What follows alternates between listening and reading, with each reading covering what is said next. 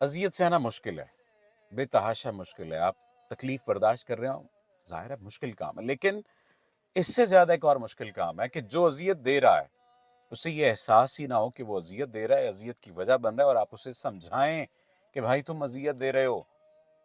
आप उसे ये समझाएं, आप उसे ये एहसास दिलाएं कि तुम अजियत दे रहे हो, तुम तकलीफ दे रहे हो, और तुम्हारा ये अमल, तुम्हारी ये बात, तुम्हारा ये काम मुझे सांस नहीं लेने दे रहा, और इसकी वजह से मेरा दिल टुकड़े टुकड़े हो रहा है. मैं रो रहा हूं, मैं चीख रहा हूं, मैं चिल्ला रहा हूं, या मैं मर जाऊंगा इस तकलीफ की वजह से. और मर जाने का मतलब ये नहीं कि सांस ही उखड़ जाए. मर जाने का मतलब जज्बाती तौर पर इतनी अजियत में चले जाना है कि आप नम हो जाएं, आपको पता ना चले कि यार हो क्या रहा है आपके साथ. और मैं आपको एक और बात बताऊं, आपको ये बात समझना होगी कि आपके दिल के कितने ही टुकड़े क्यों ना हो जाए ना, दुनिया आपके लिए नहीं रुकने वाली, लोग इर्द गिर्द के आपके लिए नहीं रुकने वाले. वो तो वहां बैठा है तो जो तकलीफ दे रहा है वो तो दे रहा है तकलीफ. इर्द गिर्द के लोग आपके लिए नहीं रुकने वाले, दुनिया इसे जोड़ने के लिए नहीं रुकेगी.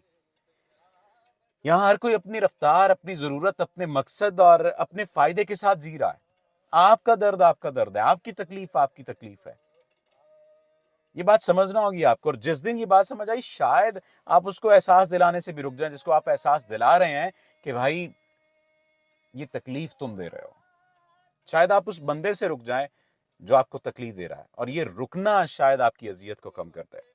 एक बात समझ लीजिए, जिस शख्स ने इस दुनिया में अपने टूटे दिल को संभालने की कोशिश कर ली या संभाल लिया, वो जीने का हुनर जान जाएगा. और जिस दिन उसने ये हुनर जान लिया, उस दिन कामयाबी जिंदगी के किसी भी हिस्से में मौजूद होगी, उसके कदमों में आकर बैठ जाएगी, उसके हाथ को पकड़कर चलने लग जाएगी, क्योंकि वो जज्बाती तौर पर अपने आप को मैच्योर कर लेगा.